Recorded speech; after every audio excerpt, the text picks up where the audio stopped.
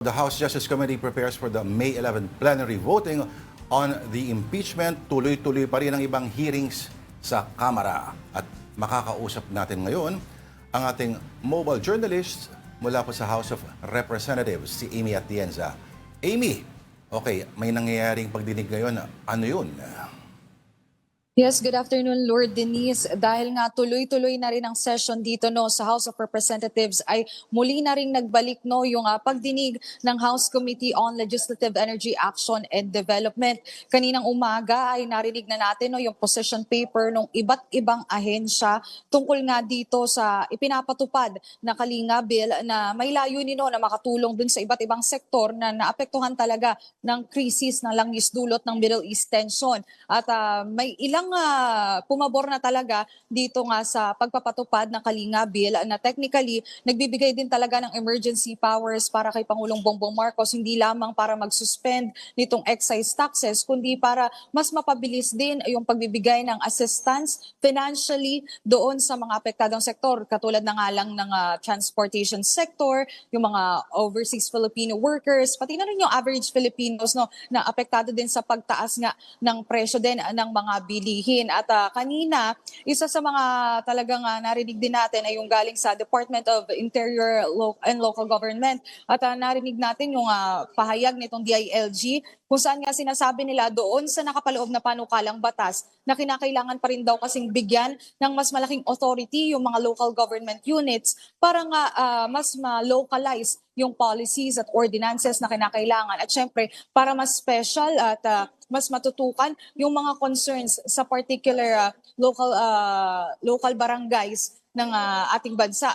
So bukod pa dyan, bago tayo tumayo nga rin dito, narinig natin naman si Representative Sara Ilago kung saan tinanong niya na rin kung ano na nga ba yung nagiging progress or development pagdating naman dito sa suspension ng excise tax sa diesel at gasoline, at nasabi pa rin ng mga ahensya dito at ng economic managers na magkakaroon pa rin ng monthly meetings and evaluation with DBCC para nga makita kung kinakailangan pa ito. So tuloy-tuloy pa rin yung usapin dito, and later on today, dahil nga may plenary session ulit sa Kamara, ay titingnan din natin kung ano pa nga ba, kung may tataas na rin ba yung ilan pa sa mga panukalang batas kaugnay nga nitong oil crisis na kinakaharap ng ating bansa. Okay, Amy, ngayon yung nakatakdang meeting ng NUP or yung National Unity Party, gaano nga ba kalaki yung epekto ng boto nila doon sa final tally sakaling sila ay magkaisa? Dagdag ko na rin, sila ba impeachment lang ang nasa agenda ngayon at ano bang nababalitaan mo? Well, so far, Denise, dito nga sa National Unity Party, natanong din natin si Congressman Valeriano kung ilan na yung members, nasa less than 50, and they are technically considered as the second largest bloc here at the House of Representatives. So malaki-laki yung magiging epekto nila, nasa less than 50 yan. Ang kinakailangan lang namang boto din talaga dito sa impeachment nga ni Vice President Sara Duterte ay 1/3 or 106 votes. So malaki yung magiging epekto, lalo na kung makikita natin na may party stand. Tama rin naman yung sinabi mo na today nga yung expected na magkakaroon sila ng meeting and assessment para nga makita kung may party stand sila dito nga sa mga isinagawang pagdinig din ng House Justice Committee kaugnay ng confidential funds, unexplained wealth, pati yung grave threats na ginawa ni Vice President Sara Duterte. And yun nga, tuloy-tuloy tayong makikinig din doon sa magiging panig hindi lamang ng National Unity Party, kundi pati na rin ng iba pang mga partido. Pero so far, kung babalikan lang din natin, nasa 55 na yung members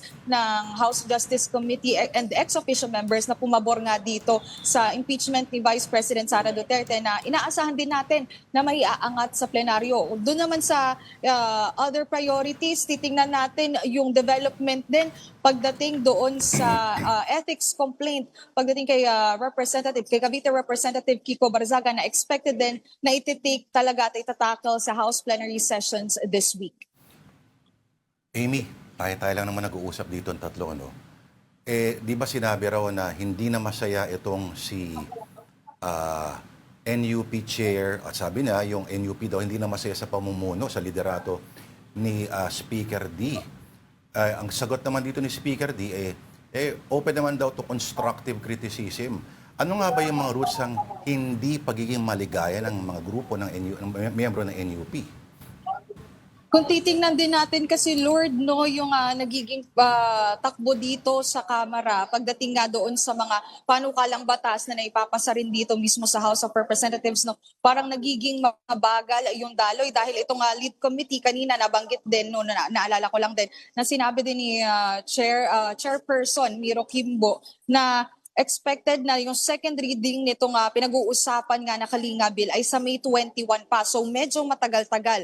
Pero nung nagkaroon din dito sa House of Representatives ng coup d'etat rumors nga para nga dun sa House Speakership. Muling natanong natin no yung partido, yung ilan sa mga miyembro ng National Unity Party at nasabi naman nila na strong na daw yung vote nila pagdating nga dito kay House Speaker Bogie D. So nagkaroon ng konting shift doon sa kanilang perspective pagdating nga dito sa speakership ni House Speaker Bogie D. And nakita na rin naman din natin yung pagsuporta nila sa prosesong iginagawa din ng House Justice Committee pagdating nga dito sa impeachment ni Vice President Sara Duterte. Amy, ang stand pa rin ba ng NUP ay bukas ang lahat ng miyembro na bumoto ayon sa kanilang mga konsensya? Kumbaga, walang isang stand sa impeachment. Ganun pa rin ba ang tindig nila? So far, dahil nga hindi pa natin din naririnig kung ano yung nangyari sa pagpupulong nila ngayong araw, yun pa rin naman no, pwede pa rin magkaroon ng sariling boto yung mga miyembro ng National Unity Party pagdating nga dito sa impeachment ni Vice President Sara Duterte. Ang pinaka nagiging main goal nila or yung parang general stand talaga nila dito sa impeachment ni VP Sara ay kailangan nga daw may clear, may bago, at saka solid na evidence para nga daw ma-withstand yung scrutiny nitong impeachment pagdating sa Senate Impeachment Court. Alright, unity.